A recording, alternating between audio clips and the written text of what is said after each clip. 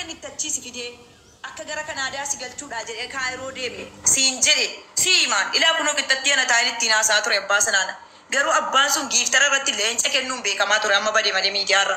ani sin beeku seetaa kadhattu birrii kadhaatiin galtee Itoophiyaa kadhattee galtee achi booda kadhaadhaan immoo Itoophiyaarra achi dhattee jechuudha rabbiin achi keessatti qabeessi isa ammaa rabbi sin baase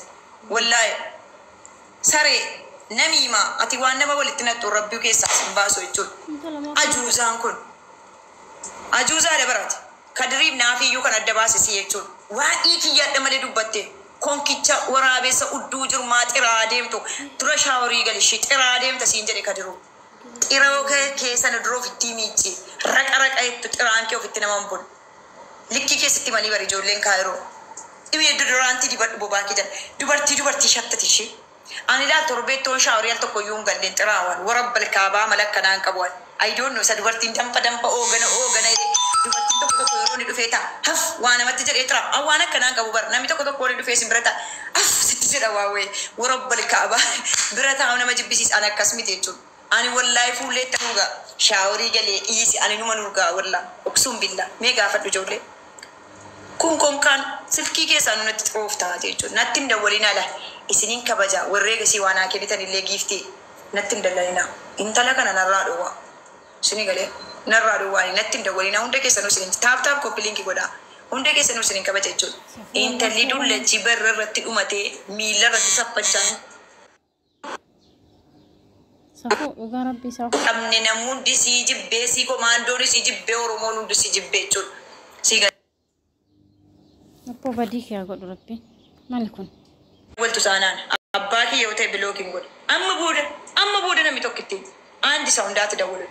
tortortuu raqa jechuudha Kaayiroo keessatti xirooftee basabbaste jechuudha kadhattuun kadhaa malee giiftii kadhaatiin jiraattu jechuudha an kadheen jiraattu ishii giiftii kanas baasee man isinii kennaa ture sii galaa saree dhaggeeffadhaan dalagadheen jiraadha sii galee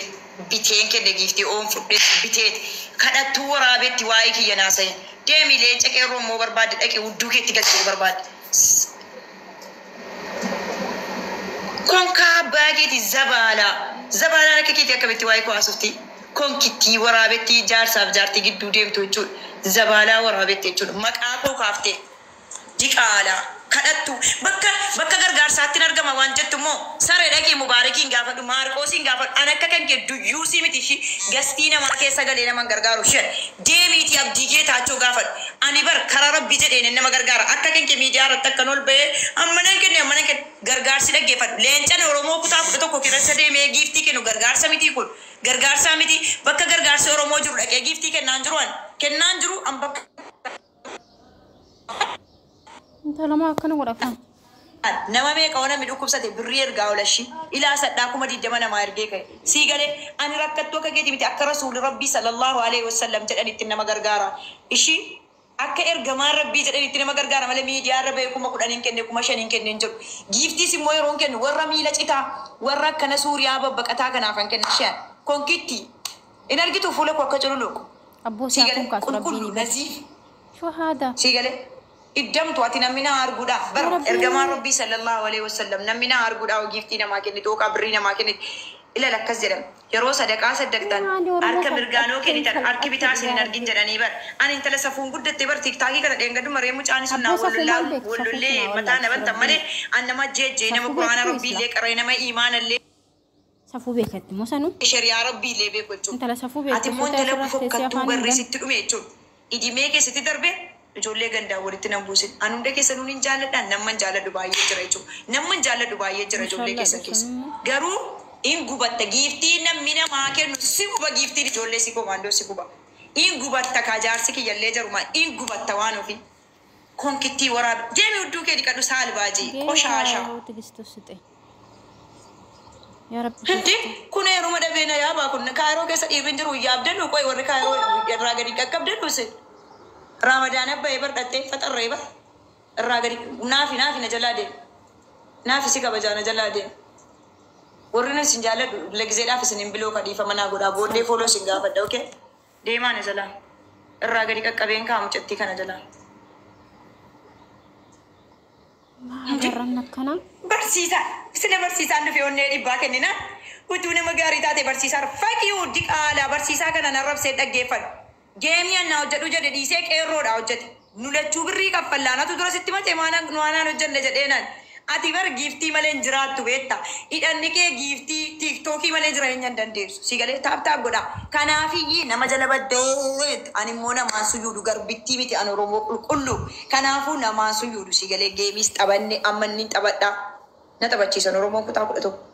Nan kennaa sixissattaa jedhan sigalee. Yoo nama dhaqee nama 10 bira leenca tokko kaadhe 10 naa fidan kabaas. Rakkattuu akka geemitii baran nyaadhee udaan dhaqee udaanuu baran geessee uuman namaa kennaa baran liqii namaa na biratti hafteen beektu dabar. Wallaahi laazim yoo namni leenca fidanii leencuman kenna jechuudha. Liqii namaa na biratti naftu jechuudha. Konkittii siigalaame afaan shaaqaa godhee namni kumni tokko dheedee taa'ee si ilaalu udduu keessa bante kana taa'ee ilaaluu fi bar xiraa baageetii xirooftu. Rakni kun waraabetti xiraa adeemu deebii dhiqadhu mimii akkuma namaa uffata gadee likiskisaa. Cingara, mama saginalo yene jagna. Thank you so much.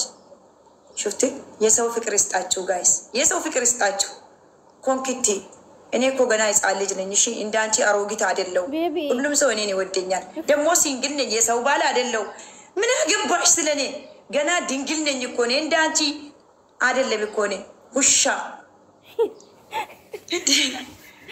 የታሪክ ግስት ሮዲንግ ሊና አንቀበ ደሞመን ኮልፈ ወላሂ ያ ረቢ ከና ደብሲ ነገመቺሰኒ ማንቀበ ወጋሰኒ ማሊኩን ሻቃፋን ወዮ ርቦ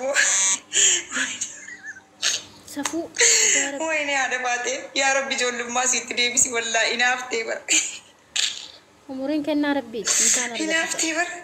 ሲት ጆሌታ ተው ሽሩሩ ኢናፍቲ በር ሀቢብቲ ከላይ ነው ትእዛዝ የኛ እጅ ነው ሁሉም ነገር የኛ እጅ ነው ሀቢብቲ አጁዛ በርባን ወጣትም ቢሆን ሽማግሌም ቢሆን ሁሉም ነገር የኔ እጅ ውስጥ ነው ጋይስ አላችሁ ጋይስ ወርር ያከኘ ታተን ጅርቱ ወረከኮት ይቆ ወረመሬ ቢልቻተን አሽይተ ብራ ጅርቱ ጅረዳሜ ወሪ ቃምኒ ስንረት እንደሆነ ይቆ ወንቱ መቃቂ Isa sinadawanu fiti salatun qaba wallahi salatul janaza irratti salata meesini mane banate ani mane banate torbe tokko aga leencaaf jawwee tar tokko biyya keenyatti walajjeese beektu torbe tokko guutu wal godhanii jawweeni anatu jawweedha sinejjeesaadha leenci anatu leenca jedhutu walakkana godhanu torbe tokko guutu jechuudha mee ijoollee saxxammaa yoo jiraattan jechuudha ijoolleen dufoo seenaa kana beektu jedhatti fakkaata ijoolleen dufoo jechuudha tu wal godhanu torbe tokko tijarilachuu walajjeesan jechuudha. Anaafat akkana taana malee wallaahi wabillahi yooti mataan dhaamte mataanan sidaaba suuraadhaaf abbaa keen fidette miti yooti fidde suuraa diqaalaa keetii ati biyyatti deessee dhufte sii fidan immoo. Inni bontuu adeemne fakkii wallaahi wabillahi waan ofi diqaalaa tigaaraa. Kiskisiin kun maaluma maqaan adhaati yaa rabbi kee maalumaaf wanti fokkattuun kun habiibti shamarran bareedduu na arrabsitu fiiltariin illee taatu kan bareedduu na arrabsitu shi. Cairo wallahi guys Cairo ergasii nufte sadaqaanis in raacite bar warra Cairo uksum billah erga waanu fi Cairo galte sadaqaanis in raacite taap godha guys copy link